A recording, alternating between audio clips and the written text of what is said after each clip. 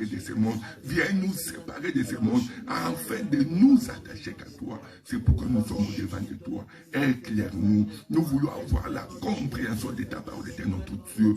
Éclaire-nous. Enlève encore les ténèbres qui est en nous, les zones d'ombre qui est dans nos vies, notre Dieu. Il n'y a que toi qui peux l'enlever. Afin que nous marchons dans ta lumière. Afin que nous connaissions que notre Dieu te voit. Parce que nous voulons marcher selon tes voies. Parce que nous voulons marcher selon ta parole. C'est cela que nous sommes venus devant de toi. Afin que toi, tu ouvres notre entendement. Ouvre notre entendement, Père. Afin que nous puissions avoir la compréhension de ta parole et de notre Dieu. C'est cela que nous te rendons grâce. C'est cela que nous te bénissons. Dans le nom puissant glorieux de Jésus. Parce que c'est toi qui nous fais grâce. Parce que c'est toi qui nous fais grâce. C'est notre Dieu. Parce que c'est toi qui nous fais grâce. Toi qui es le Tout-Puissant. Nous bénissons ton nom. Nous glorifions ton nom, Christ Jésus. Nous t'élèvons parce que c'est toi qui es le véritable Dieu. Merci pour tout ce que tu es en train d'accomplir dans nos vies. Afin qu'il y ait cet attachement de notre Dieu. Dans le nom puissant glorieux de Jésus. Nous te rendons grâce. Nous magnifions ton nom, Père. Nous te glorifions dans le nom de Jésus. Sois béni, Seigneur, et Dieu. Amen. Nous demandons au prophète Michel de nous faire quand même un récapitulatif de tout ce qu'il a dit ces deux semaines, tout ce qu'il a parlé par rapport à Joël 2, le verset 28. Et après, nous allons poser une question qui était restée et il pourra aussi continuer sur son partage. Ok. Que la paix du Seigneur soit avec vous. Amen. Je pense que, comme le bien-aimé a dit, nous sommes en train de partager sur Joël chapitre 2, verset 28. Là, il est écrit, on peut nous lire cette portion de l'Épître. Joël chapitre 2. Joël 2, le verset 28. Après cela, je répandrai mon esprit sur toute chair. Vos fils et vos filles prophétiseront, vos vieillards auront des songes et vos jeunes gens des visions, même sur les serviteurs et sur les servantes. Dans ces jours-là, je répondrai de mon esprit. Ok. Nous étions en train d'expliquer au peuple de Dieu que Joël chapitre 2 cache une pensée. Parce que c'est une prophétie. Nous ne pouvons pas prendre ça seulement comme cela et puis marcher avec cela. Mais néanmoins, nous avons compris que quand Joël parlait, il a dit que après cela, je répandrai de mon esprit sur toute chair. Vos filles et vos fils prophétiseront. Vos jeunes gens auront des visions. Et vos vieillards auront des songes. Nous avons commencé à dire que pourquoi les prophètes pouvaient commencer avec cet élément après cela. C'est que c'est pour dire qu'il y avait quelque chose qui devait se passer avant que le Seigneur puisse répandre son esprit sur toute chair. Papa, tu prends Actes chapitre 2, verset 17.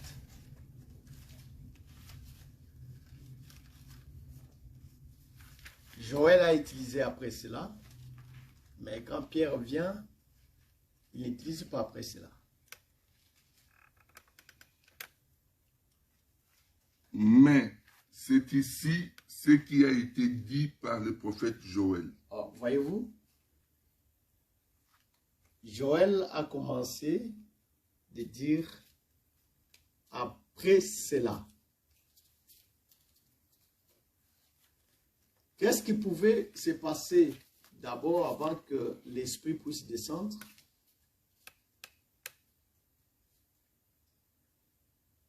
Le prophète explique la pensée qu'il devait restituer pour ce peuple-là tout ce qui a été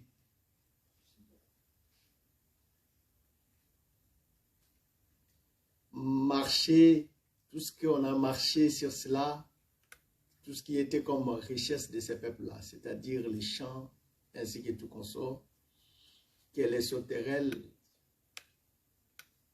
ont mangé. C'est par là que le Seigneur a commencé à dire que je vous restituerai. Quand Dieu restituera tout ce qui était comme champ, sémence d'Israël, c'est à ce moment-là qu'il utilise qu'après cela, je répandrai de mon esprit. Le frère Pierre, quand il vient, lui ne commence pas, il ne dit pas qu'après cela, mais il dit que c'est ici, c'est-à-dire l'accomplissement de ce que Joël avait prophétisé. Un élément très important. Pourquoi le frère Pierre pouvait dire que c'est ici? Mais là-bas, le frère Joël dit après cela. Il faut savoir que la condition sine qua non pour que le Saint-Esprit, pour que l'Esprit puisse descendre, le frère Pierre a compris la chose, il fallait qu'un homme puisse mourir. Quand un homme devait mourir et ressusciter, c'est à ce moment-là que l'Esprit devait descendre. C'est-à-dire, sans la mort de notre Seigneur, l'Esprit n'avait pas aussi son accès. Raison pour laquelle le frère Joël, comme étant le prophète, il a prophétisé là-bas, il fallait le rétablissement d'un peuple. Or, nous savons que celui qui est venu rétablir toutes choses, c'est le Seigneur Jésus-Christ. Par l'œuvre de la croix, il a rétabli tout ce qui était banni par l'ennemi. Voilà pourquoi le frère Pierre, il a compris que il fallait maintenant que l'accomplissement de ce que Joël avait parlé puisse s'accomplir.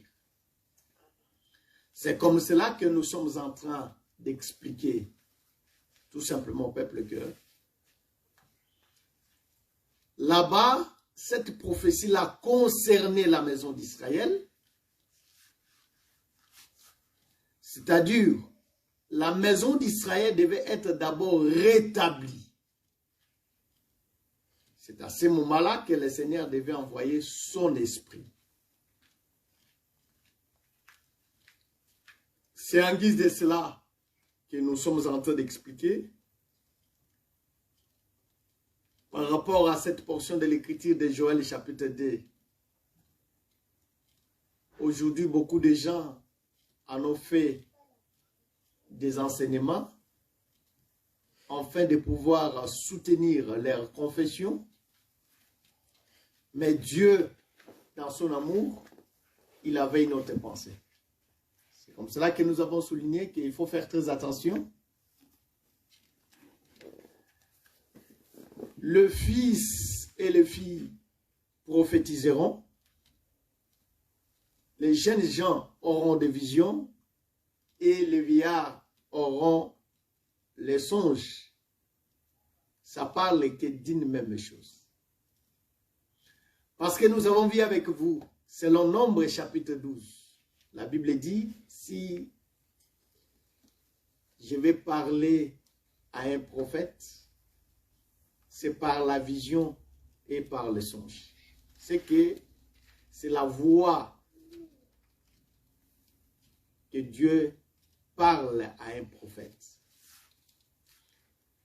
C'est que même le vieillard et les jeunes gens, ainsi que le fils et les filles, devaient faire le même travail. Ils sont dans un même sac, c'est-à-dire ils devaient prophétiser.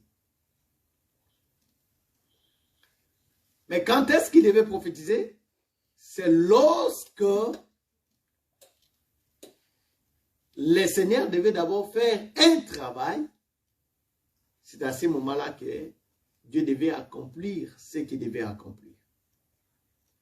C'est par là que nous sommes partis dans le livre de 1 Corinthiens,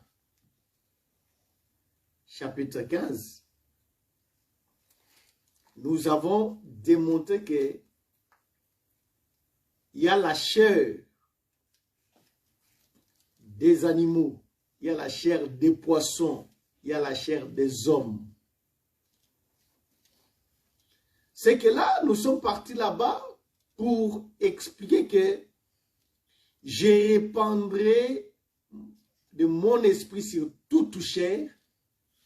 La chair dont il était question que Dieu devait répandre son esprit, ce n'est pas toute chair comme nous écoutons.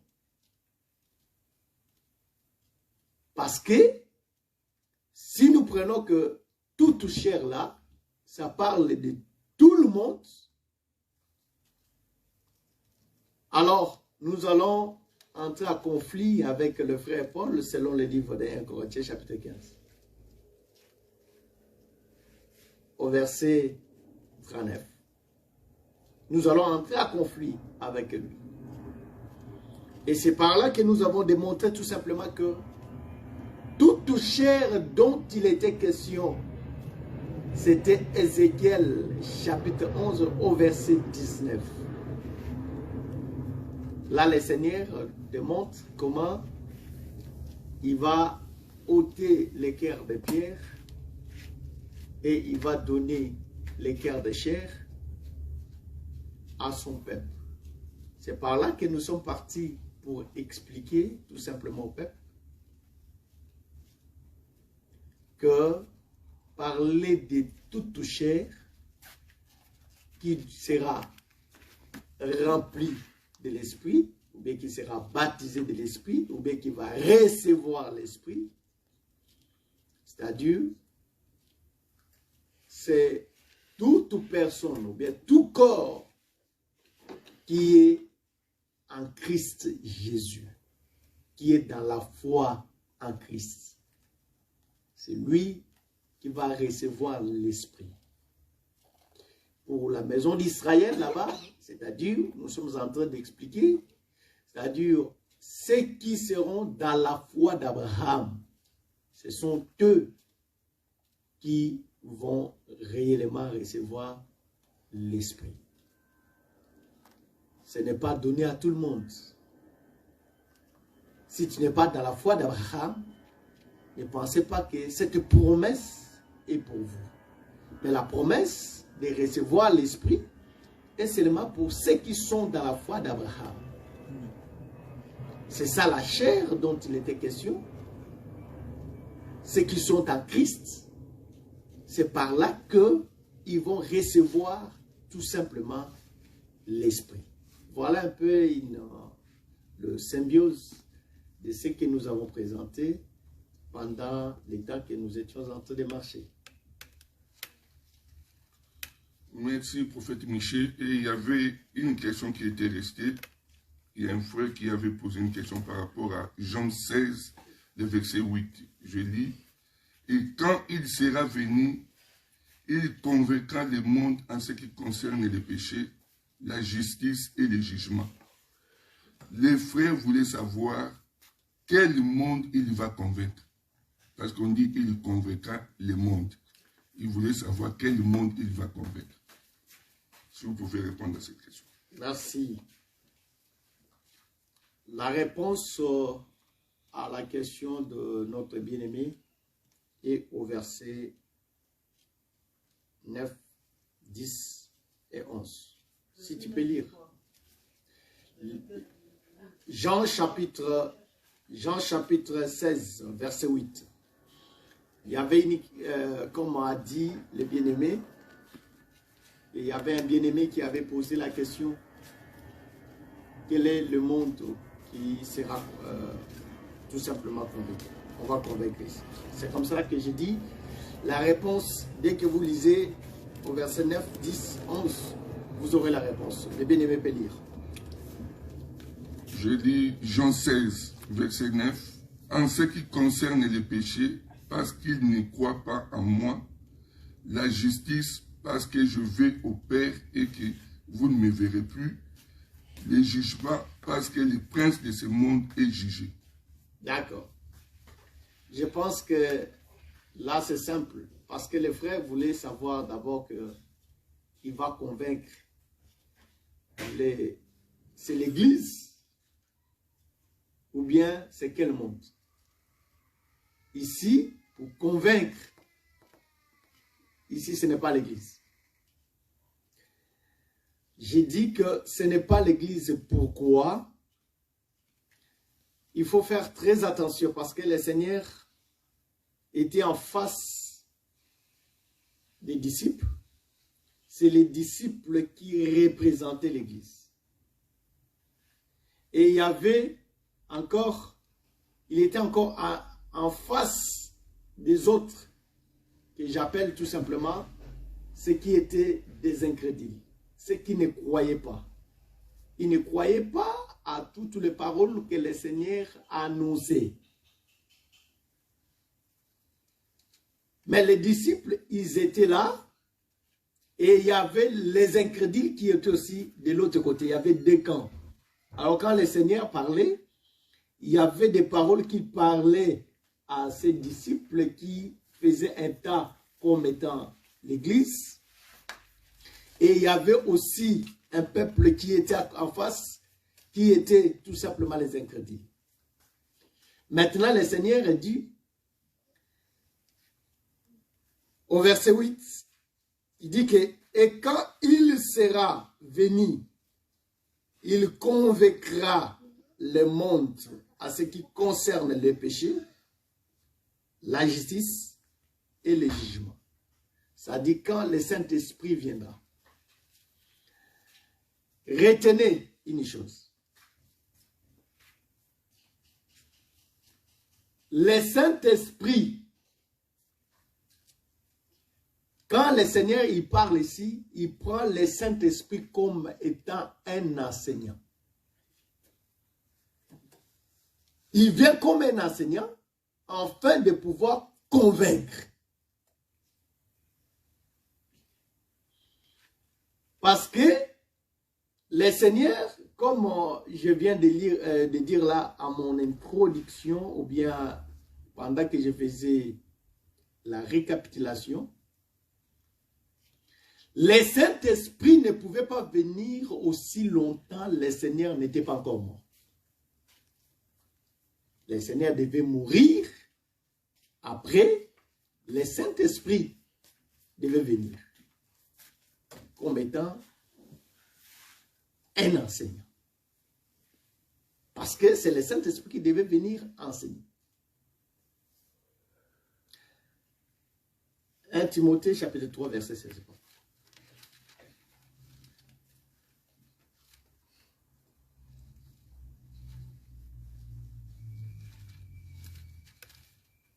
Timothée 3, verset 16. Je suis à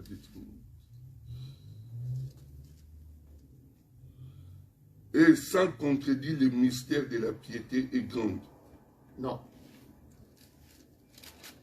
1 Timothée 3, oui, le verset alors, 16. Tu prends 2 Timothée 3, 16.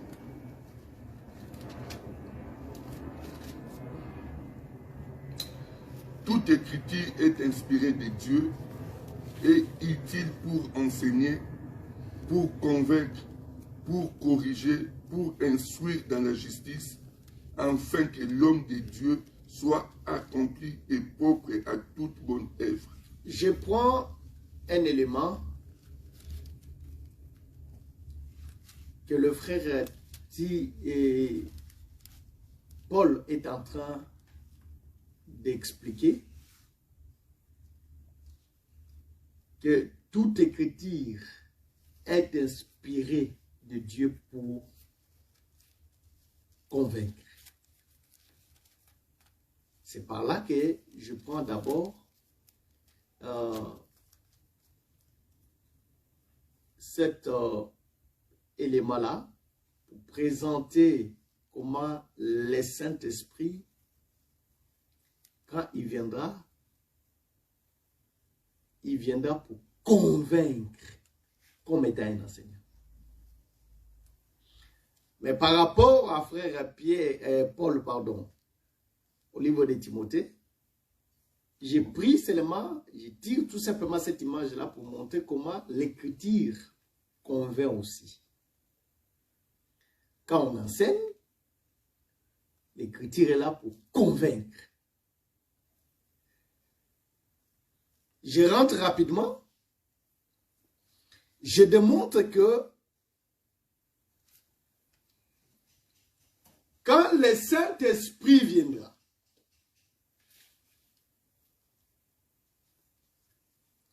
il va convaincre le monde à ce qui concerne le péché,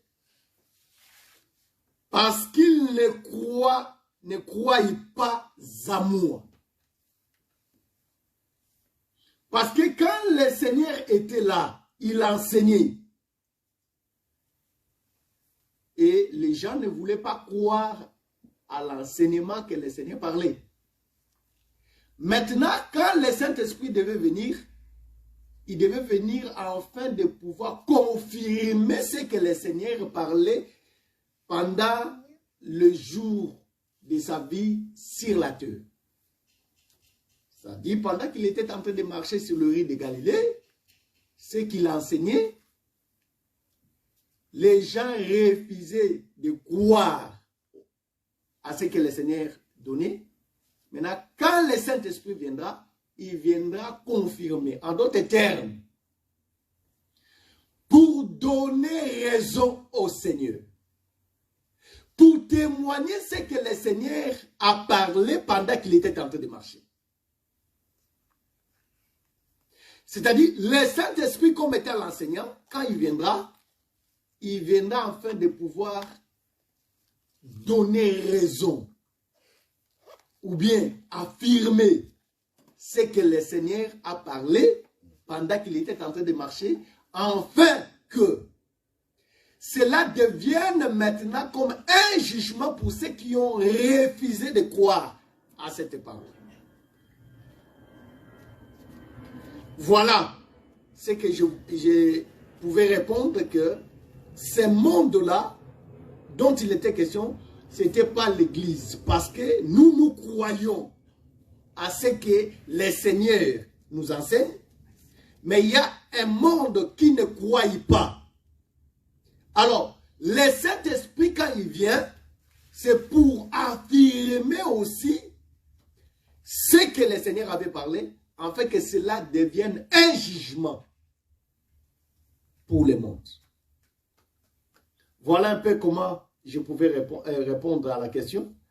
Je ne sais pas si le bien-aimé qui avait posé la question, s'il est en ligne, ou bien s'il y a une réaction, il peut réagir, ou bien vous qui êtes ici en présentiel, s'il y a aussi une question, on peut toujours expliciter.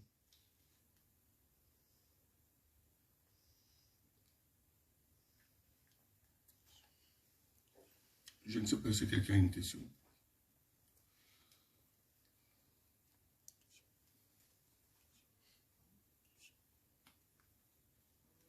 Il y a une question? S'il y a une question, posez ma sœur Fifi.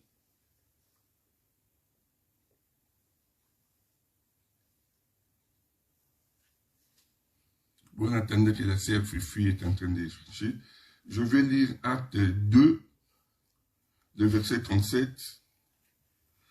Après avoir entendu ce discours, ils eurent les cœurs vivement touchés et ils dirent à Pierre et aux autres apôtres, « Oh mes frères, que ferons-nous » Pierre leur dit, « Répentez-vous et que chacun de vous soit baptisé au nom de Jésus-Christ à cause du pardon de vos péchés et vous recevez les dons du Saint-Esprit. » Ici, je vis que Pierre était en train de parler à un peuple.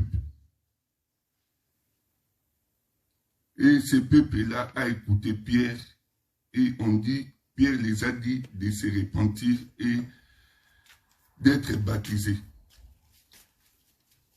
Où tu places ce peuple? Parce que tu nous as dit, ce n'était pas pour l'église qu'on est venu convaincre. Mais nous voyons que ces peuples ici, ils ont cru et on les a ajoutés à l'église. Maintenant, ces peuples ici, tu les prends, il est où ce peuple ici? Ce peuple qui a crié lorsque Paul a parlé. Très bien. Il faut faire très attention, Papa bienvenue.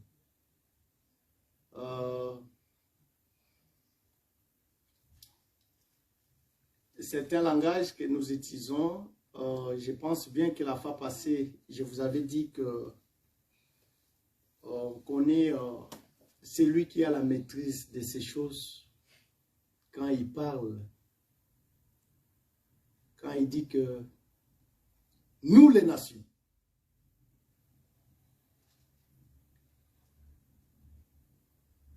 c'est un langage, il faut faire très attention. Nous étions des nations quand on n'avait pas encore crié. Mais quand on a crié à l'évangile, nous ne sommes plus comptés parmi les nations. Ça, c'est un langage, il faut faire très attention. C'est-à-dire quoi? Avant que nous croyions, nous ne sommes pas l'église. Nous sommes l'église quand nous avons crié à la parole. C'est ça, cette nuance-là que je vais tout simplement accentuer. J'ai dit que le Seigneur, il était en face des disciples et en face des incrédules. Les disciples représentaient l'Église. Pourquoi? Parce qu'ils ont déjà cru. Et c'est là, ils sont des incrédules et des païens parce qu'ils n'ont pas encore cru. Ils n'ont pas cru à ce que le Seigneur a parlé. De même aussi que nous. C'est-à-dire, avant que nous venions dans cet évangile, nous étions des incrédules, nous étions des païens. On ne nous avait pas comptés parmi l'Église. Mais dès que nous avons crié, nous ne sommes plus comptés parmi ces gens-là. Nous sommes maintenant l'Église. De même aussi, nous expliquons la pensée. Lévitique chapitre 26, à partir du verset 19, vous descendez. Lorsque le Seigneur est en train de parler que je briserai l'orgueil, je briserai les bâtons du pain pour vous, 10 femmes cuiront du pain dans un four, vous mangerez et vous ne serez pas rassasiés. Voyez-vous? C'est-à-dire, ici, le Seigneur est en train de parler pour un peuple. Nous expliquons la pensée pour expliquer tout simplement que comment Israël, quand Dieu brisera l'orgueil, les bâtons du pain de ces peuples-là, parce qu'ils n'ont pas obéi à la parole, et lorsque 10 femmes cuiront du pain dans un four, elles vont leur donner, ils vont manger et ils ne seront pas rassasiés. Nous disons, c'est ça le temps que nous sommes en train de parcourir, que les 10 femmes sont en train de cuire du pain dans un four. Et lorsque Israël mange, il ne peut pas être rassasié. C'est-à-dire, pendant que nous sommes en train de prêcher cet évangile, Même si Israël écoute cet évangile, comme Israël a désobéi à la voix de l'Éternel, Israël ne peut pas croire à cet évangile. C'est ça manger pour Dieu. C'est-à-dire, Israël, même s'il écoute cet évangile, Israël ne peut pas croire à cet évangile. Parce qu'il a désobéi et le Seigneur lui a donné le dos. Maintenant, il faut faire très attention. Parmi les Israélites, celui qui va écouter cette parole d'une manière particulière, il croit à cet évangile, il n'est plus compté comme un Israélite. Il devient église.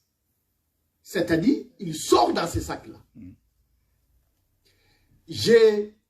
J'insiste ici parce que c'est beaucoup de gens posent des questions. Alors, il y a aussi des Juifs, il y a aussi des Israélites qui croient au Seigneur Jésus-Christ. C'est-à-dire, ces Juifs-là qui croient au Seigneur Jésus-Christ, ils ne sont plus comptés comme des Israélites, mais ils sont comptés comme l'Église. C'est ça que je réponds aussi, de même. Là, le frère Pierre a prêché la parole. Il a prêché à la foule. La foule qui a crié à la parole prêchée par le frère Pierre, automatiquement, ils deviennent l'Église. Mais ceux qui n'ont pas crié à cet évangile-là, ils restent dans la masse des incrédules. C'est ça. Maintenant, j'explique que quand le Saint-Esprit viendra, le Saint-Esprit fait double travail. Il vient avec la parole pour nous justifier, mais il vient aussi avec la parole pour condamner les incrédules. C'est-à-dire, il est en même temps. C'est ça l'évangile que nous prêchons. L'évangile, il vient pour justifier les justes et il vient aussi pour condamner ceux qui ne croient pas. C'est ça exactement, papa, que je voulais tout simplement expliquer. Cette Fifi, je ne sais pas si tu as... Oui, en fait, moi, j'étais dans le Jean 16, 11. Ouais. Le jugement parce que le prince de ce monde est déjà jugé. Ok. En fait, je suis dans le jugement et la croyance, comme vous avez dit. Ouais. Parce que la Bible a dit à côté de la croyance que ceux qui croiront et ceux qui ne vont pas croire, ils sont déjà condamnés. Donc moi je trouve que la condamnation est déjà dans le monde. Mais quand vous avez dit Israël, en fait Israël c'est le peuple de Dieu, c'est nous, selon l'esprit, à côté de l'esprit. Alors quand la Bible a dit, il va venir, en fait, il va nous envoyer à l'extrémité de la terre pour aller parler de la parole. On ne trouve pas que déjà on est déjà dans les jugements. Tu peux expliciter ce que... Dans le jugement, quand on parle de la prince, je pense que le jugement est déjà dans le monde. Quand on parle déjà de la prince, des princes de ce monde. Ouais. Les princes de ce monde, en fait, parce que le prince de ce monde est déjà là, il travaille. Ouais. Donc, c'est-à-dire, quand nous croirons, non, quelque part comme si nous sommes retardés. C'est ce que je réfléchis, en fait. Ouais. Comme si nous sommes retardés, en fait. Tandis que le prince de ce monde est déjà là. Donc, c'est à nous d'aller à l'extrémité, parce que les gens qui sont envoyés à l'extrémité de la terre, c'est nous. D'aller à l'extrémité de la terre pour annoncer la bonne nouvelle. Mais ceux qui croiront seront sauvés. Ceux qui ne croiront pas, ils sont déjà condamnés. D'accord, merci. Est-ce que l'équipe technique, tu as compris? Alors, tu peux faire... Je n'ai pas vraiment bien saisi ce point. Je reviens sur l'écriture. Donc, moi, ce que je comprends, je ne sais pas si c'est ça, la sœur veut dire que nous sommes déjà dans la condamnation.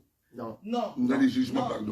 Non, la Bible dit, non, dans le livre de Jean, j'ai oublié le chapitre, la Bible dit, ceux qui croiront, ils sont déjà justifiés. Mais ceux qui ne croiront pas, ils sont déjà condamnés. Nous sommes condamnés pourquoi? Je pense que la condamnation est parce que, en fait, comme si on nous sert la nourriture là, mange.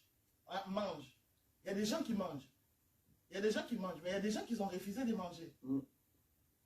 Ils sont déjà refusés de manger. Ce n'est pas la condamnation des jugements, pourquoi tu ne veux pas, parce que la Bible a dit à ceux qui croiront en mon nom. À ceux qui croiront en mon nom, ceux qui veulent. Donc, ce n'est pas par la force, ceux qui veulent croire, ceux qui veulent me suivre. Ceux qui veulent me suivre et ceux qui veulent me suivre. Donc, moi, je parle par rapport à quoi? La condamnation, c'est pas un jugement, en fait. Déjà, en fait, c'est ça ma question. La condamnation et le jugement. Non, non, attention, il faut rentrer. Les jugements, c'est pas la condamnation. Voilà. Il faut dire ça. Les choses là, en fait. Ouais. Voilà. Ceux qui croient. C'est-à-dire, on peut être jugé pour être justifié. Voilà. On peut être jugé pour être condamné. Voilà. C'est ça que je parle. Voilà. C'est-à-dire, aujourd'hui,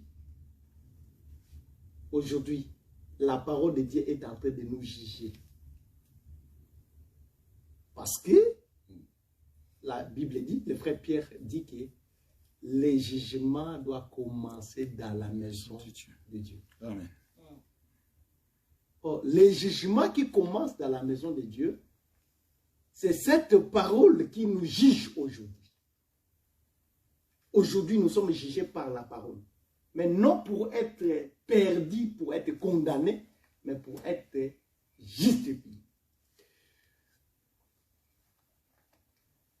Toi et moi, nous étions dans le monde, imbibés dans la vie du monde,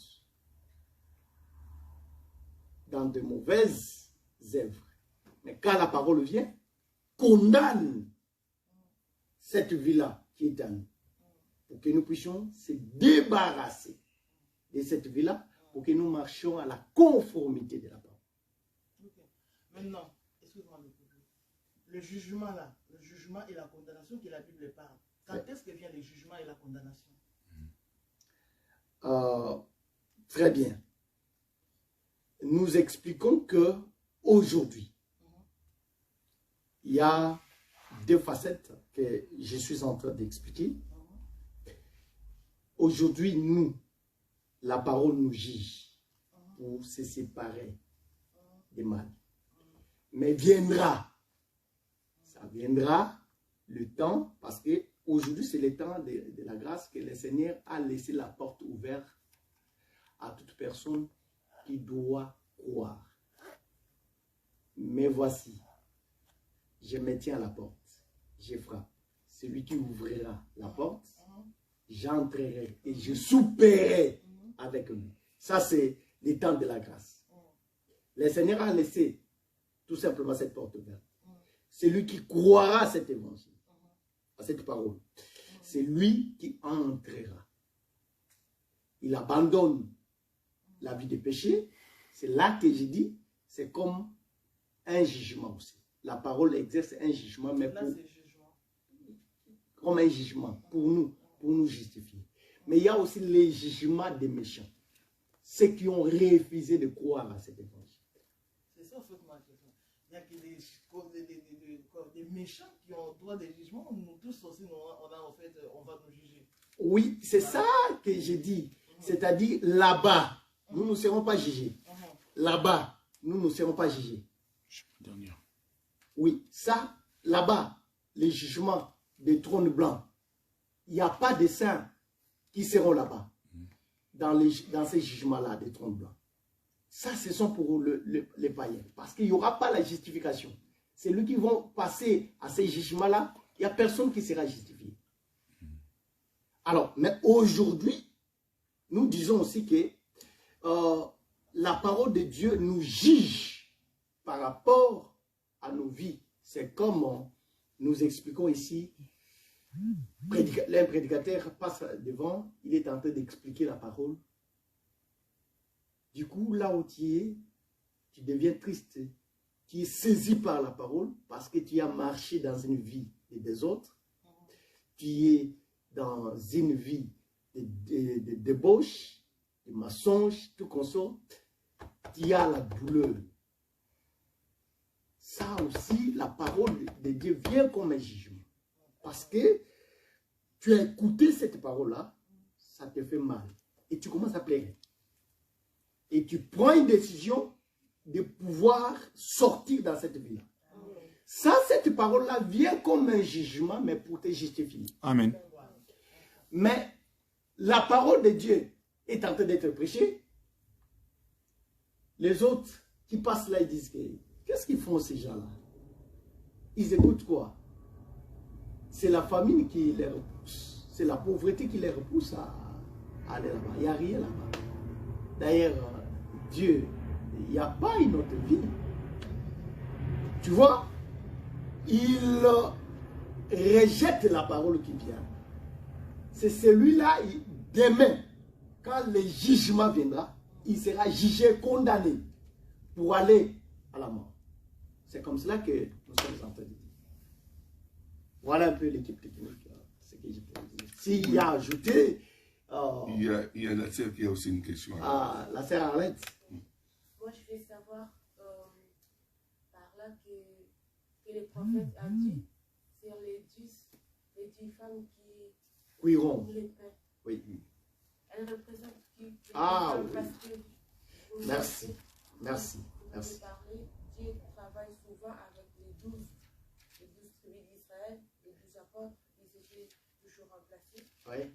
Et vous avez dit, s'il n'y a pas un parmi les 12 tribus, Dieu ne peut pas parler. Oui. Et s'il y a juste Lévi, il n'y a pas les 11, Dieu pouvait parler à Lévi. Très bien. Et c'est Lévi qui va transmettre aux 11. Il représente tous les Il représente les 12. Très bien. Et pourquoi là, les 10 femmes? D'accord. Ces 10 femmes. Très bien. J'ai compris, ma soeur. Shalom. J'ai compris ta question. Papa, tu peux d'abord lire l'écriture pour que je puisse bien expliquer la pensée à la sœur. C'est 2 femmes qui mourent ou 10 femmes? 10 femmes. 10 femmes qui cuirent les pains. Lévitique. Chapitre 26. Ah, Lévitique 26. Verset.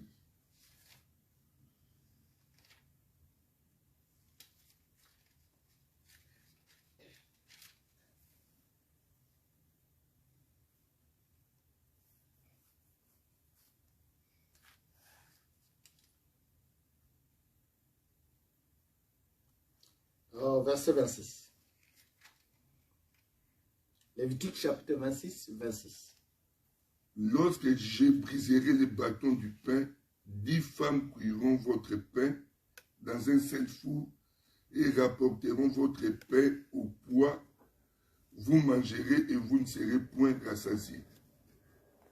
Si malgré cela, vous n'écoutez point... D'accord, merci papa. Attends.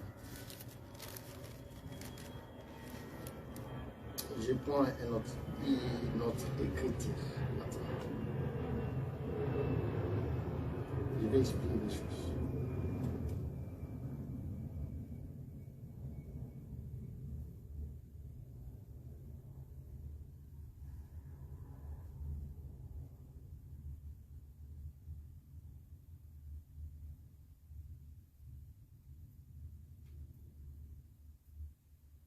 Zacharie chapitre 8, verset 23.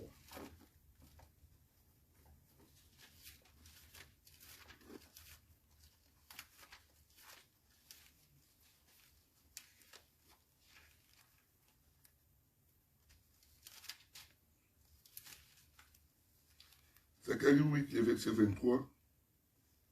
Ainsi parle l'Éternel des armées. En ces jours-là, 10 hommes de toutes langues des nations saisiront un juif par les pans de son vêtement et diront, nous irons avec vous, car nous avons appris que Dieu est avec vous. Très bien. Je n'explique pas cette prophétie de Zacharie, mais je vais prendre quelque chose qui m'attire. Il dit que, ainsi parle l'Éternel des armées, en ces jours-là, 10 hommes de toutes langues, des nations, saisiront un juif. Ici, le Seigneur représente les nations par le chiffre 10. C'est-à-dire, 10 représente aussi les nations. C'est par là que Dieu était en train de parler avec Moïse, dans Lévitique chapitre 26. Là, Dieu n'avait pas encore choisi l'Église. Mais Dieu était en face d'Israël. Il n'y avait pas un autre peuple, si ce n'est qu'Israël. Et nous étions dans les sacs des nations que Dieu ne comptait pas. Mais il n'y avait qu'un peuple que Dieu comptait, qui était au devant de lui, c'était Israël. Maintenant, Dieu parlait à Israël à l'égard des nations. Ça, c'est Dieu qui parlait. Je parle comme une personne qui a la parole. C'est-à-dire, Dieu savait déjà. C'était déjà dans le programme de Dieu. Dieu savait que parmi les nations, il y aura un peuple que lui va attirer. Ça, c'est Actes des Apôtres, chapitre 15. Dieu a jeté les regards parmi les nations pour chercher un peuple qui porta son nom. C'est-à-dire, Dieu savait déjà que parmi les nations, il y a un peuple. Mais maintenant, Dieu parlait. Parce que Dieu connaissait bien le programme. Dieu connaissait bien le programme. Maintenant, il parle à Israël.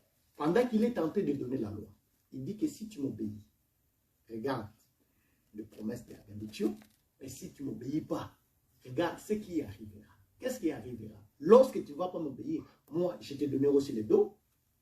Pendant ce temps-là, je briserai. Pardon.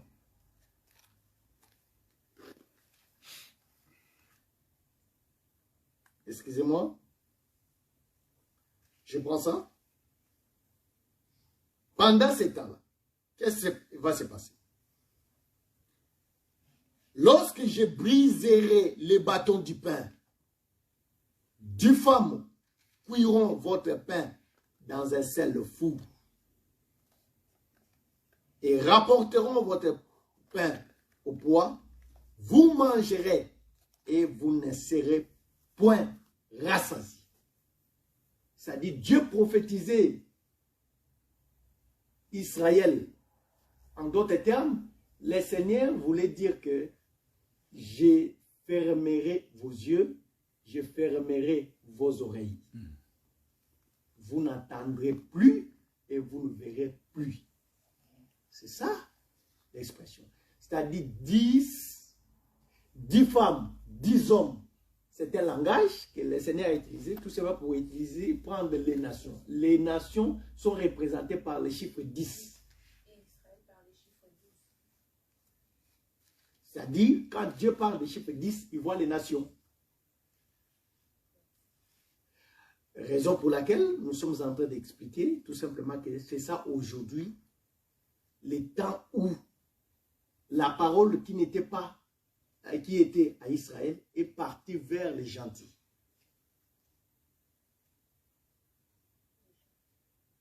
Oui, est partie vers les gentils. Quand je parle des gentils, c'est les nations.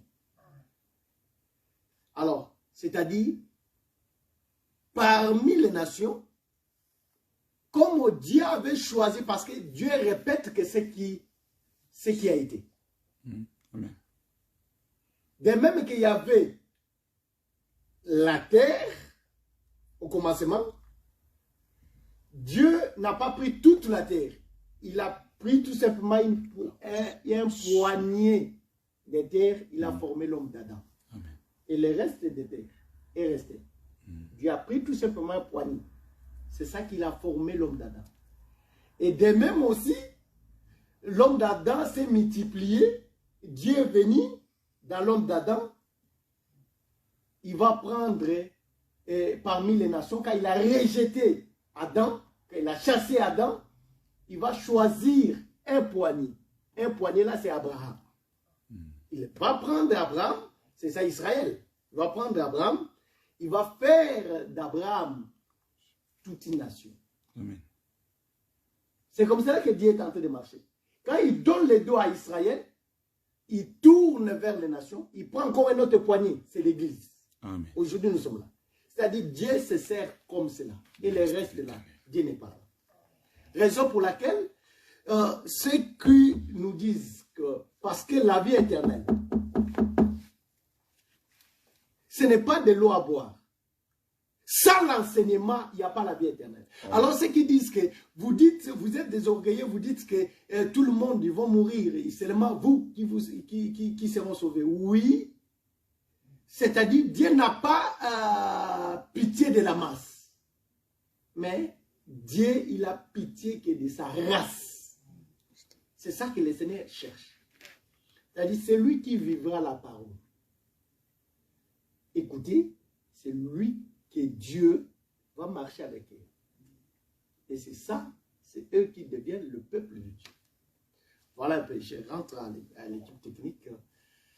Nous devons, pour donner un peu la pensée d'aujourd'hui, avancer un peu. Je ne sais pas s'il y a quelque chose à dire, ou bien en ligne, s'il y a des amis qui ont posé des questions. Jusque-là, il n'y a pas de questions. D'accord.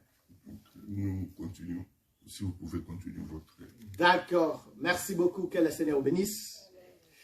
J'ai continué avec la pensée de Joël, chapitre 2, au verset 28, comme nous sommes en train de continuer.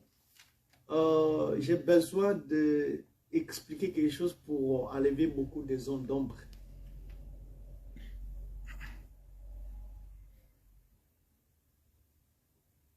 Parfois, je vais répondre aussi à la préoccupation de ma sœur Fifi, comme j'avais entendu quelque chose là qu'il avait parlé. Ça sera intéressant. Mais avant toute chose, je vais d'abord rentrer. J'avais dit que pour que je puisse continuer avec Joël chapitre 2, j'ai besoin d'expliquer 3 choses. Ces 3 choses que j'ai besoin d'expliquer sur l'esprit. C'est-à-dire, comment aujourd'hui, ce langage de ces termes que nous parlons, baptême du Saint-Esprit, scellé du Saint-Esprit et être rempli du Saint-Esprit. C'est très facile à entendre, mais quand Dieu marche avec ces 3 termes, ça fait de grandes choses au milieu du peuple que nous sommes. C'est par là que quand vous ne savez pas les dimensions, comment un homme peut être baptisé du Saint-Esprit et pourquoi être baptisé du Saint-Esprit. Quand un homme est rempli du Saint-Esprit, et pourquoi être rempli du Saint-Esprit? Quand un homme est scellé du Saint-Esprit, et pourquoi être scellé du Saint-Esprit? C'est exactement notre démarche à faire.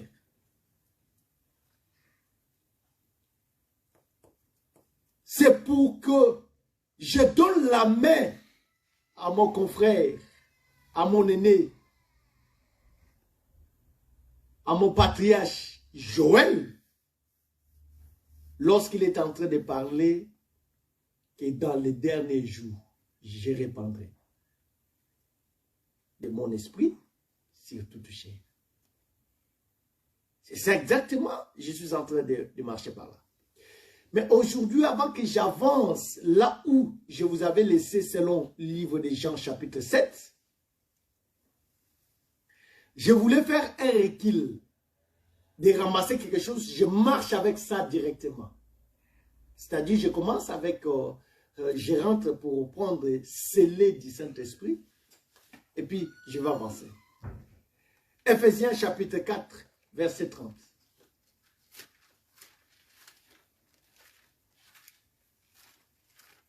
N'oubliez pas, je vous ai signalé quelque chose. Le pourquoi Dieu voulait que son esprit puisse descendre sur toute chair. N'oubliez pas, n'oubliez pas.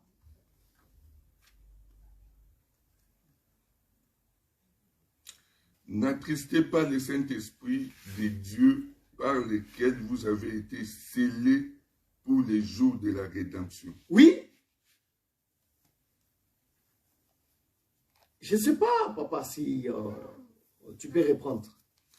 N'attristez pas le Saint-Esprit de Dieu par lequel vous avez été scellés pour les jours de la rédemption. Je veux que nous sommes en train de partager. Papa, aujourd'hui, qu'est-ce que tu as compris par cette lecture? Nous sommes en train de partager. Tu as compris quoi dans cette lecture? Ephésiens 4, combien? Oui, Ephésiens 4, Ephésiens 30. 4, 30. Davina, est-ce que tu es en train d'écouter? Tu as écouté la lecture? Papa. Oui. Oui. Oui. Oui.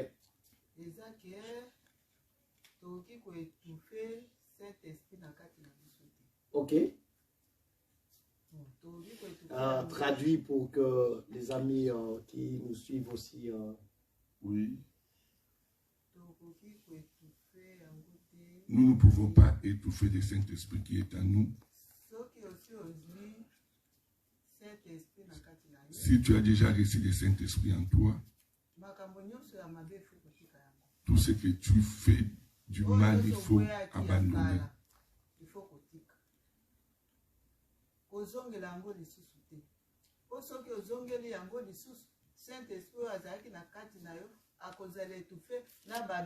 Si tu es en train de pécher, tu vas attrister le Saint-Esprit. Et tu ne pourras pas travailler dans l'œuvre de Dieu. Très bien. Ici, je suis... Oui.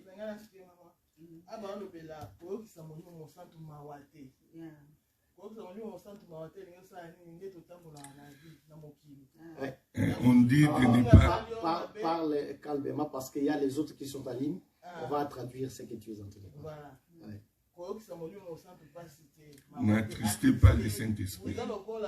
Parlez lentement parce qu'on te traduit ici, parce qu'il y a les autres qui sont en ligne. D'accord. Ou elle peut directement parler français. La maman écoute le français. Ouais. La Bible dit, n'attristez pas le Saint-Esprit. Donc, la tristesse, c'est quelque chose dont je peux rester là avec vous. C'est-à-dire que vous m'avez parlé mal. J'ai eu mal, au fait. Du coup, quand j'ai mal, tu m'as attristé. Oui. Tu m'as fait du mal. Oui. Alors, quand tu m'as fait du mal, je suis attristé. Donc, en fait, c'est un processus pour arriver à étouffer. Oui. Quand est-ce qu'on peut étouffer le Saint-Esprit? Oui. Quand nous ne voulons pas marcher selon ses voies, ce qu'il nous demande à faire. Ce qu'il nous demande à faire quoi? On retourne maintenant à la tristesse. Donc, il ne faut pas faire l'autre du mal. Il ne faut pas parler mal aux autres. Il ne faut pas faire des choses au contraire de la parole. D'accord, merci. Pour ne pas étouffer, pour ne pas faire perturber quelqu'un à porter. Pour faire des... Les dons? Non. Maman, on va traduire. Pour faire des sous. Oui. Pour pécher. Pour pécher. Oui. Saint-Esprit,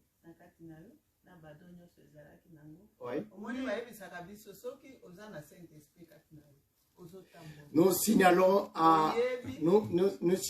à tous les internautes que nous sommes en partage. Hein? Nous sommes en train de partager. Voilà pourquoi je laisse la parole à tout le monde de parler parce que nous sommes en train de partager. Voilà, merci. Comme on nous dit que nous sommes les enfants de Dieu, il faut être toujours dans la présence de Dieu. Si tu fais les péchés, tu peux te rencontrer avec quelque chose en route. Et si tu as déjà attristé le Saint-Esprit en toi,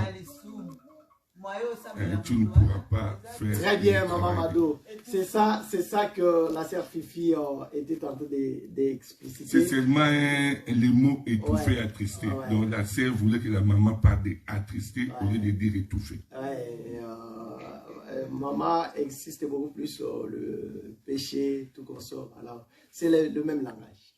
Alors, merci beaucoup, maman Mado ainsi que ma sœur Fifi, pour vos interventions. Il y a quelque chose qui m'attire là-bas. Je voulais que tu reprennes la lecture. N'attristez pas le Saint-Esprit des dieux par lesquels vous avez été scellés pour les jours de la rédemption. Très bien. N'attristez pas le Saint-Esprit qui vous a été donné, que vous étiez scellés pour les jours de la rédemption. C'est-à-dire quoi?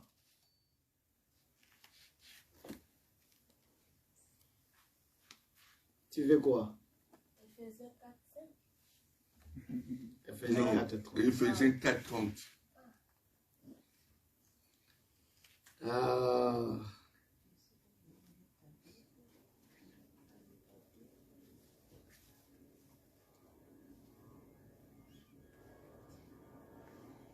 Suivez. N'attristez pas le Saint-Esprit de Dieu par lesquels vous avez été scellés pour les jours de la rédemption. C'est-à-dire, le Seigneur a scellé son peuple du Saint-Esprit pour les jours de la rédemption. Voilà ici, maintenant, c'est-à-dire, sans le Saint-Esprit, sans le scellement du Saint-Esprit, il n'y a pas la rédemption. Il n'y a pas la vie. Je veux que vous marchiez avec moi parce que je poursuis quelque chose. C'est ça exactement que mes bien-aimés viennent d'expliquer.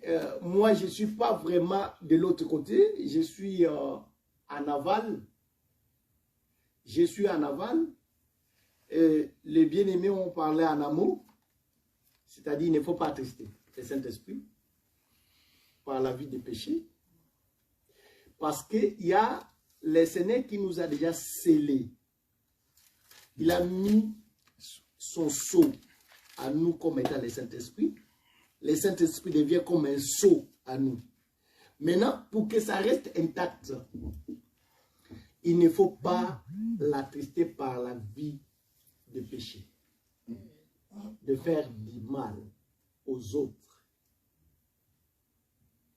C'est-à-dire, il faut bien conserver. Mais maintenant, la chose qui m'attire ici, moi, je suis maintenant en aval. Qu'est-ce que je suis en train de poursuivre là? C'est le problème de sceller. C'est que pour que nous soyons sauvés, le Seigneur a mis son sceau à nous, qui est le Saint-Esprit. D'accord?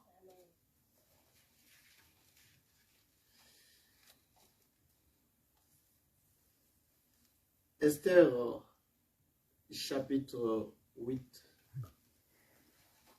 verset 8. Non, Esther, chapitre 3, verset 8. Qu'est-ce que je dis?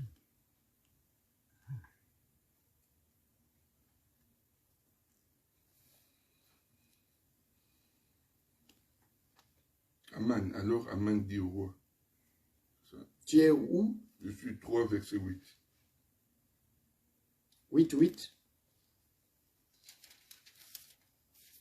Esther 8, 8. Écrivez donc en faveur des Juifs comme il vous plaira, au nom du roi, et scellez avec l'agneau du roi, car une lettre écrite au nom du roi et scellée avec l'anneau du roi ne peut être révoquée. 8, 8. Est-ce que Je ne sais pas si ceux qui sont en ligne, ils sont en train de me suivre. Et vous qui êtes ici en présentiel, je suis en train de poursuivre quelque chose. N'oubliez pas, je suis en train de faire le campement. Tous ces tours ici, j'ai fait pour expliquer seulement Joël chapitre 2.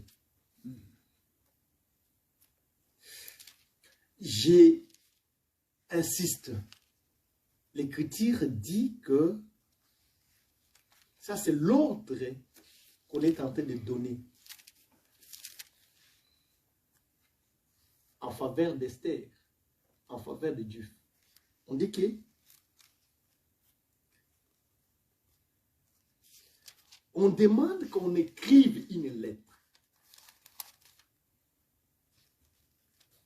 On doit sceller cette lettre-là par l'anneau du roi Assuérus,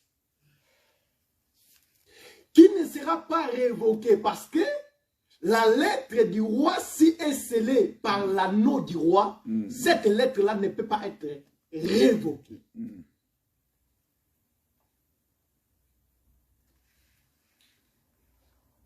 Qu'est-ce qui donne la valeur à cette lettre-là? C'est le scellement du roi. L'anneau du roi qui est sur la lettre, qui fait que cette lettre-là ne soit pas révoquée, qui fait que cette lettre-là soit considérée. D'accord?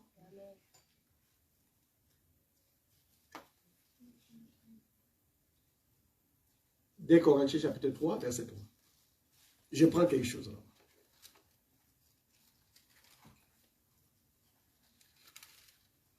Deux Corinthiens 3, verset 3. Vous êtes manifestement une lettre de Christ. Pardon, papa. Le Seigneur vient. Il dit, vous êtes quoi? Manifestement une lettre. Vous êtes manifestement la lettre de Christ. Alors, si nous sommes une lettre de Christ, Christ comme étant notre roi, il doit sceller. Le Seigneur doit sceller la lettre. Ce n'est pas pour rien, le frère Paul dit, n'attristez pas le Saint-Esprit par lequel vous avez été scellés pour les jours de la rédemption. Parce que nous sommes une lettre. Comme nous sommes une lettre, le Seigneur nous a scellés. Quand le Seigneur scelle une lettre, nous comme étant une lettre, automatiquement nous devenons une propriété privée de Dieu. Dieu nous a fait sa propriété par le scellement du Saint-Esprit. Suivez-moi. Je veux que nous puissions comprendre ça parce que j'ai besoin d'expliquer quelque chose qui envoie beaucoup de gens dans une mauvaise confession parce qu'ils ne saisissent pas bien la pensée. J'insiste, c'est-à-dire Dieu, quand il est venu, il nous a pris, il nous a scellés du Saint-Esprit. Maintenant, le scellement du Saint-Esprit nous aide pour les jours de la rédemption. Ok?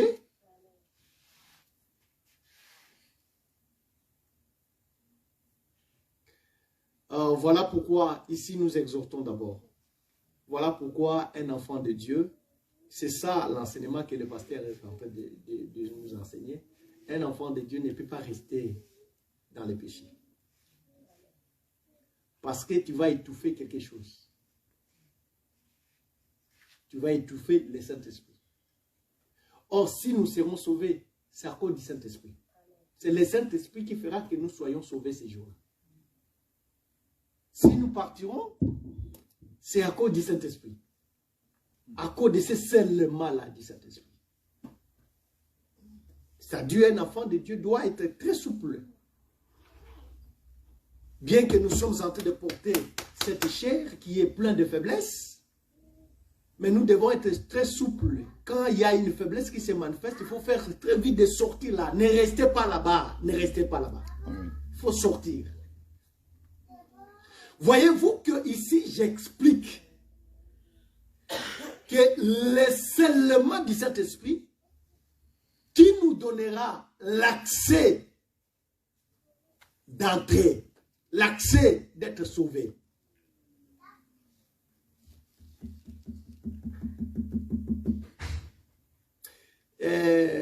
Suivez-moi parce que j'ai besoin de balayer quelque chose. Parfois, il arrive à des fois, on utilise ça ici. J'entends parler. J'entends parler ici. Parfois, on écoute, puis on y passe. Mais nous amassons les choses.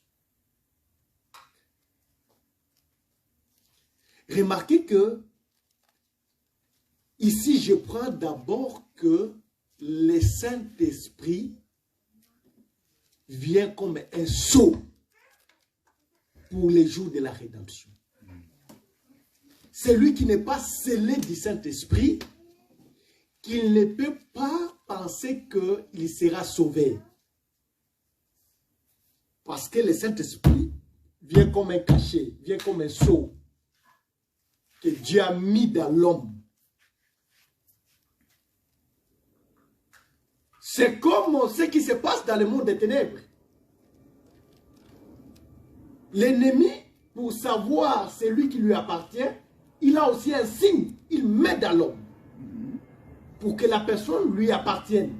De même aussi dans le monde spirituel, c'est-à-dire chez Dieu, Dieu aussi a un signe, il met au sien. C'est le Saint-Esprit, c'est le scellement du Saint-Esprit que Dieu met dans l'homme.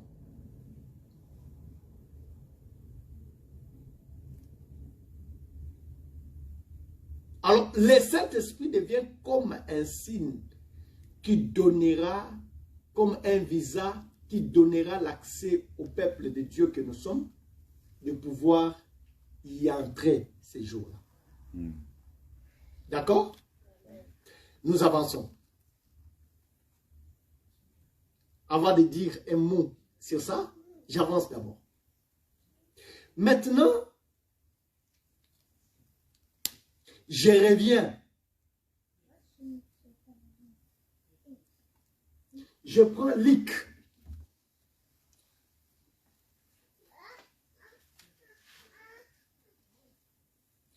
Je prends Luc. D'abord, je commence avec Matthieu chapitre 3, versets 16 à 17. Après, je prendrai Luc 4, 14. Et Actes des Apôtres chapitre 4, verset 28. Luc combien? Je commence avec Matthieu chapitre 3, verset 16 à 17.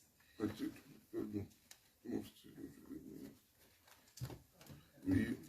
Est-ce qu'il y a le frère Néhémie qui est en ligne? Il peut nous aider. Il n'est pas dit. Il n'est pas en ligne. Pour écrire les écritures en ligne pour le bien-aimé qui sont en ligne. Commençons par Matthieu chapitre 3, verset 16 à 17. Matthieu 3, verset 16 à 17. Dès que Jésus eut été baptisé, il sortit de l'eau, et voici les cieux s'ouvrirent, et il vit l'Esprit de Dieu descendre comme une colombe et venir sur lui. Et voici une voix fit entendre des cieux ces paroles.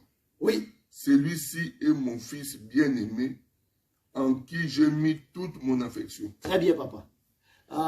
Je commence ici avec le Seigneur Jésus-Christ parce que c'est lui qui est le modèle.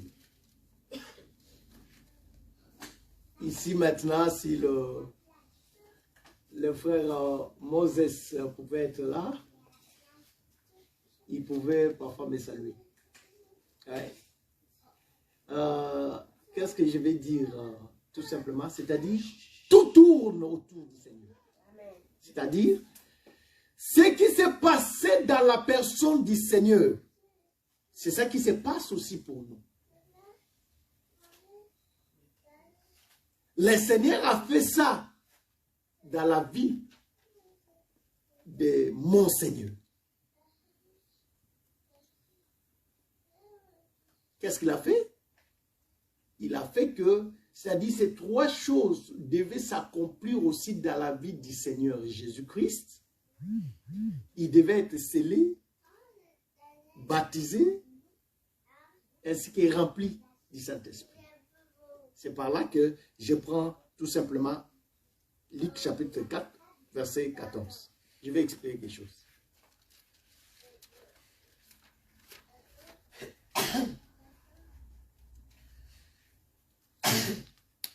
Luc chapitre 4, verset 14.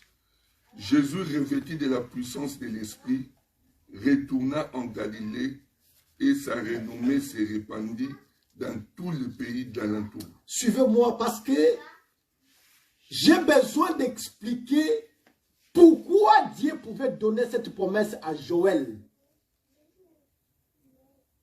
Et tout tourne autour de Jésus. Ce qui s'est passé avec le Seigneur Jésus-Christ doit se passer aussi avec nous. Oui, papa. Qu'est-ce qui s'est passé? Jésus fut revêtu de la puissance de l'Esprit. Revêtu, rempli, c'est la même chose. Retourna en Galilée et sa renommée se répandit dans tous les pays d'alentour. Écoutez, c'est que c'est pour dire que le Seigneur Jésus-Christ, bien qu'il était venu, mais aussi longtemps, il n'était pas encore rempli, revêtu du Saint-Esprit, son renommée ne pouvait pas être répandue. Mais pour qu'on parle de Jésus dans des rues de Galilée, il fallait d'abord que l'Esprit descende sur lui. Je ne sais pas si je suis en train de vouloir expliquer pourquoi Dieu a dit que je répandrai mon esprit s'il peut toucher. Il y avait une mission, il y avait le pourquoi de ça. Ce n'est pas vrai. Mais tout doit tourner tout autour de la personne de Jésus. Ce que Jésus a, ce qui s'est passé avec Jésus doit se passer aussi comme cela. Actes des apôtres. Chapitre 4, versets 28 à 31. J'explique quelque chose. Je vais tout simplement vous amener quelque chose pour que vous compreniez. Acte 4, Pour que vous compreniez, pardon. Pour faire tout ce que ta main et ton conseil avaient arrêté d'avance. Acte chapitre 4, verset 28 à 31. Ah, 28 à 31. Pour faire tout ce que ta main et ton conseil avaient arrêté d'avance. Et maintenant, Seigneur, vois leurs menaces et donne à tes serviteurs d'annoncer ta parole avec une pleine assurance. En attendant ta main pour qu'il se fasse des guérisons, des miracles, des prodiges par le nom de ton saint serviteur Jésus. Quand ils eurent prié, les lieux où ils étaient ensemblés trembla. Ils furent tous remplis du Saint-Esprit et ils annonçaient la parole de Dieu avec assurance. Quoi? Dernière portion là? Qu'est-ce qui se passe? Quand ils eurent prié, les lieux où ils étaient ensemblés trembla. Ils furent tous remplis du Saint-Esprit et ils annonçaient la parole de Dieu avec assurance. Seigneur, pour annoncer la bonne nouvelle avec assurance, et là où ils étaient, il y a eu le tremblement de terre. Ce tremblement de terre a attiré l'attention des gens. Pourquoi? Parce qu'ils étaient remplis de l'esprit.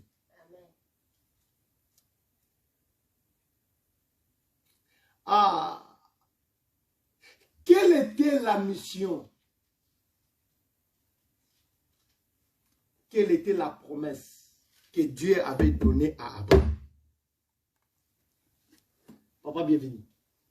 La mission, quand Dieu donnait la promesse à Abraham, Dieu avait donné quoi comme promesse à Abraham? C'est ça que je cherche. Et Abraham sera grand. Abraham sera grand. Par Abraham sortira une nation puissante.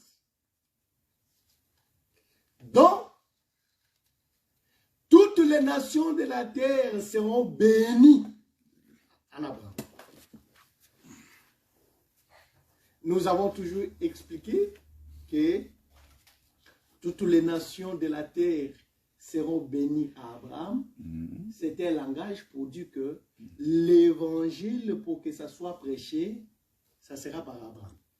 C'est-à-dire la postérité qui sortira d'Abraham, qui fera qu'il puisse faire véhiculer l'évangile qui sera la bénédiction pour toutes les nations de la terre. La réalité, Genèse 18. merci. La réalité, on parlait d'Isaac comme étant la prospérité et la postérité, mais en réalité, même Isaac était que la photo. C'est que par Abraham, l'évangile devait être prêché sur toute la terre. On parlait tout simplement de Jésus qui devait sortir. C'est par Jésus que l'évangile devait être véhiculé. C'est ça la mission. La mission que Dieu avait donnée à Abraham. Pour que l'évangile soit prêché. J'avais dit que je vais prendre quelque chose que ma sœur Fifi parlait, d'extrémité de la terre, tu consommes. C'est là que je m'en vais. Voyez-vous que je commence, je réponds. La nouvelle de notre Seigneur ne pouvait pas être entendue dans la contrée où il était si il n'était pas encore rempli. Les disciples aussi, ils ne pouvaient pas annoncer la bonne nouvelle avec vivacité s'il n'était pas encore rempli. C'est-à-dire, je comprends que l'esprit, c'est un acquis pour le peuple de Dieu parce que Dieu a besoin de faire sa propagande. Dieu a besoin d'annoncer son nom, de répandre son nom. Or, vous savez bien que Israël, comme étant un peuple de Dieu, quand nous disons que la promesse que Dieu avait donnée à Abraham, c'est-à-dire, c'était par Israël. Israël qui devait faire que toutes les nations connaissent Dieu. Toutes les nations de la terre devaient connaître Dieu par Israël. Voilà pourquoi Dieu avait donné cette promesse que je répandrai. Il devait d'abord rétablir ce peuple-là d'Israël. Et après, il devait mettre son esprit sur ce peuple afin que ce peuple-là soit capable de faire véhiculer maintenant l'évangile. Excusez-moi. Là, je vais tout simplement exhorter d'abord le peuple pour savoir que hier, c'était Israël dans le physique, mais aujourd'hui, Dieu aussi a un peuple spirituel qui est l'Église. Si Dieu a placé aussi son esprit parmi nous à l'Église, nous n'avons pas une autre mission. C'est par l'Église que les mondes connaîtront la sagesse infiniment variée de Christ. C'est-à-dire, Dieu a mis son esprit dans l'Église pour que ça soit la capacité pour nous de pouvoir propager cette bonne nouvelle.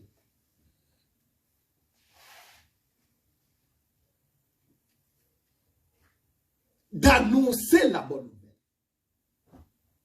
de parler de Jésus.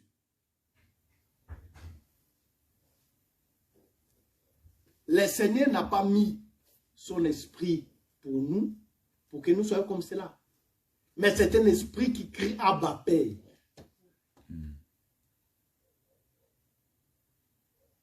C'est que c'est pour dire que je suis en train d'expliquer que il y a des dimensions. Le Saint-Esprit descend au milieu de son peuple.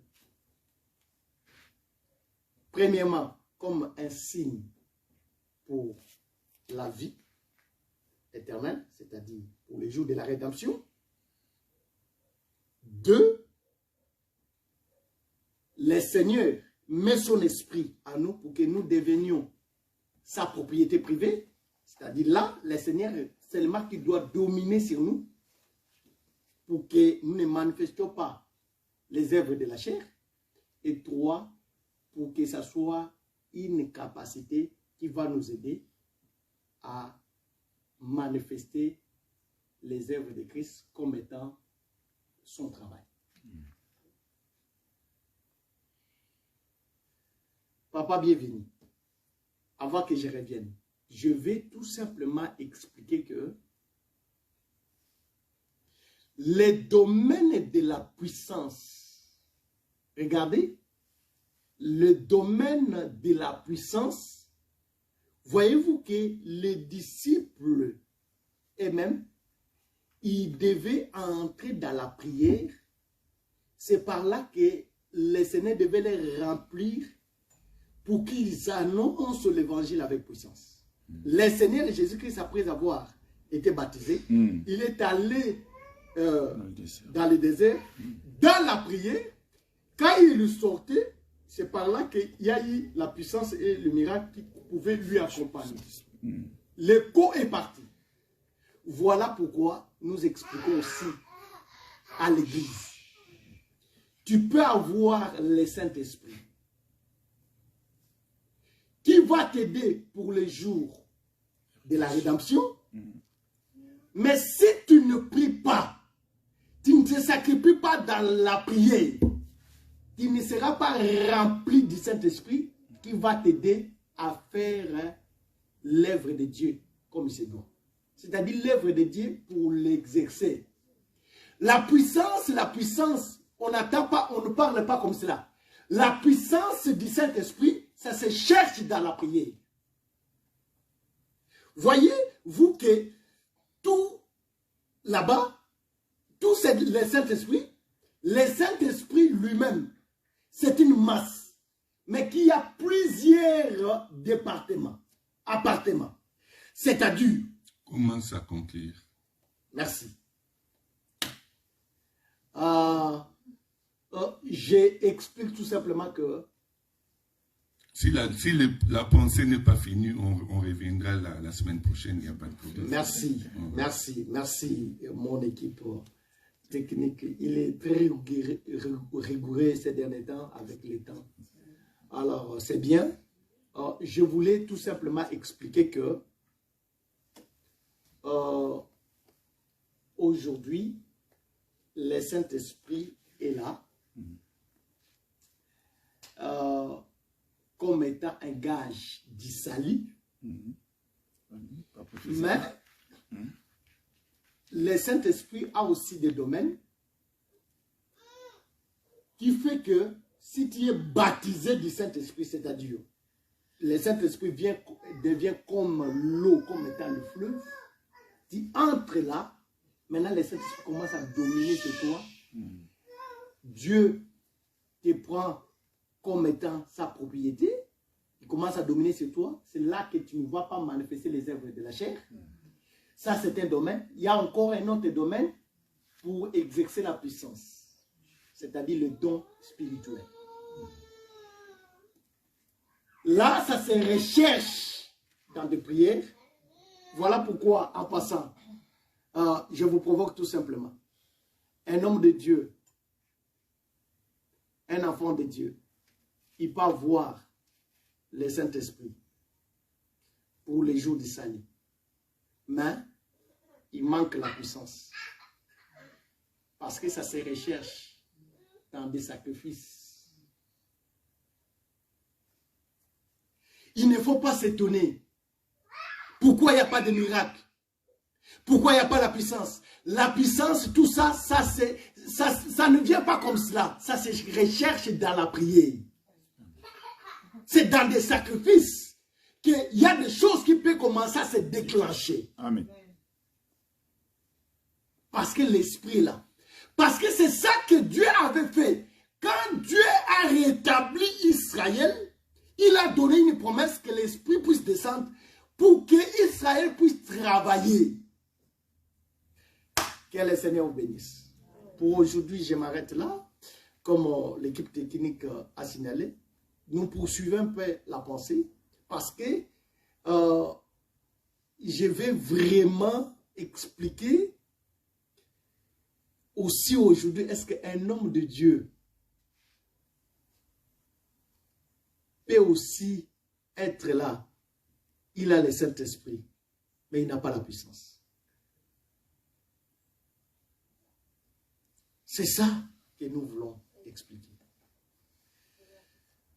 Il veut poser la question, si tu peux pas ça. Il peut poser la question, nous allons recevoir la question et elle sera répondue la semaine prochaine par la grâce de Dieu. Moi, je vais conclure avec une écriture. Ah, il y a des questions? Oui. D'accord. Oui, ma sœur. Si cet homme de Dieu pour avoir le royaume d'ici, cet homme qui a le Saint-Esprit, mais qui n'a pas la puissance de Dieu. Parce que le prophète a dit, la puissance vient par rapport au sacrifice, au vie de prière, chercher Dieu.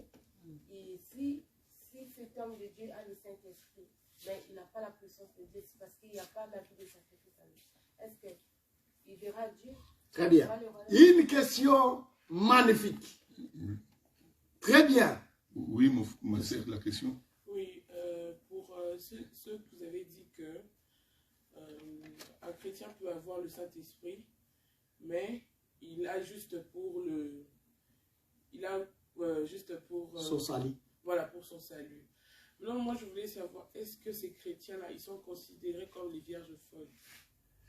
Merci pour la question. Oui. Est-ce qu'on peut invoquer le Saint-Esprit? Ok, c'est une question. Et quand est-ce que... On ne t'a pas donné la parole. Mais la Bible dit, quand le Saint-Esprit est déjà à nous, oui, c'est une question. C'est une question, parce que ce n'est pas clair. Cette question, ce n'est pas une claire, il faut que ça soit expliqué. Quand le Saint-Esprit est à nous, c'est déjà une puissance. La démonstration déjà de la puissance. Mais comment on peut encore chercher la puissance? Très bien. C'est une question, oui. Bon, moi, je vais conclure avec une écriture seulement. Oui. C'est seulement ça. Et le frère Itamba, tu peux nous aider à lire seulement Ephésiens 1, 13 à 14. Ça, c'est juste la continuité de l'Éphésiens 4 et 30. Éphésiens, oui. 4 et 30, ce que le prophète a dit. Oui. Éphésiens 1, 13 à 14. En lui aussi, après avoir entendu la parole de la vérité, Pardon. en lui, Éphésiens. Éphésiens 1, 13. En lui, vous aussi, après avoir entendu la parole de la vérité, l'évangile de votre salut, en lui, vous avez cru et vous avez été scellés du Saint-Esprit qui a été promis. Alléluia. Lequel est un gage de notre Une écriture héritage puissante. Alléluia. pour la rédemption de ceux que Seigneur. Dieu s'est acquis pour célébrer sa gloire. Alléluia. Merci. C'était juste pour prier ce que les prophètes disaient. Bon, C'est une écriture puissante. moi, je vais conclure avec une question aussi. Oui. Vous avez dit, vous avez donné d'abord le Seigneur Jésus-Christ. Il a d'abord reçu l'Esprit, après il a été rempli. Vous avez donné aussi les apôtres, ils ont réussi, après ils étaient remplis pour aller annoncer, faire le travail que Dieu leur avait demandé. Très bien. Ma question est celle-ci. Un ministre qui est rempli du Saint-Esprit peut enseigner toujours avec l'erreur. Aujourd'hui, il enseigne avec l'erreur. Demain, il vient, il enseigne avec l'erreur. L'autre jour, il vient, il enseigne encore avec l'erreur. Cet homme de Dieu-là, vous le placez où? selon les Écritures. Ce n'est pas un problème, je vais répondre. Je vais répondre par rapport, parce que je vais balayer tout ce qui est comme question tout autour du Saint-Esprit. Ce n'est pas pour rien. Je vous ai dit ici quelque chose, j'attends quelque chose, vous parlez ici parmi vous, j'ai fait le sourd d'oreille. C'est comme cela que je suis venu parler du Saint-Esprit pour balayer toutes ces questions. Merci. Oui, ma fille, tu allais poser aussi la question, bien qu'on t'avait arrêté. Parmi ces trois choses, scellés, baptisés, remplis du Saint-Esprit. Très bien. Quand est-ce que toutes ces trois choses peuvent se manifester dans la vie d'un chrétien? Très bien. Oh. Il y a des questions. Tu as des questions qui sont... Bon, je pense qu'il est temps pour nous. Il est midi. On doit s'arrêter là. Nous disons merci à notre Seigneur parce que nous sommes toujours édifiés lorsque nous écoutons la parole de Dieu. Et nous bénissons Dieu pour cela. Merci. Et nous pensons que Dieu nous fera grâce pour que la semaine prochaine, nous puissions continuer encore sur ce sujet qui est aussi important pour nous, Amen. pour notre marche et pour notre Alléluia. vie. Et nous demandons au prophète Michel de clôturer ces moments. Tu es merveilleux pour nous, Seigneur. Aide-nous, Père Tout-Puissant, à continuer dans cette marche. Et que notre vie soit imbibée dans ta parole. Enfin, que Seigneur, que l'Esprit puisse nous conduire. Parce que c'est ça la promesse. Que ton nom soit béni. Au nom de Christ Jésus. Amen. Amen. Merci. Merci. Nous disons merci à tout le monde et pour nous avoir suivis et que Dieu nous bénisse. Si vous avez des questions, n'hésitez pas.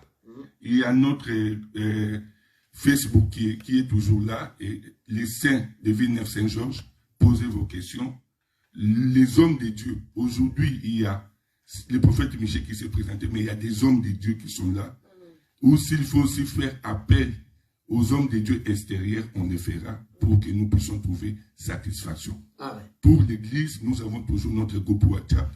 S'il y a des questions, vous pouvez poser vos questions. Les hommes de Dieu vont répondre. Très bien. Merci. À la prochaine par la grâce de Dieu. Merci.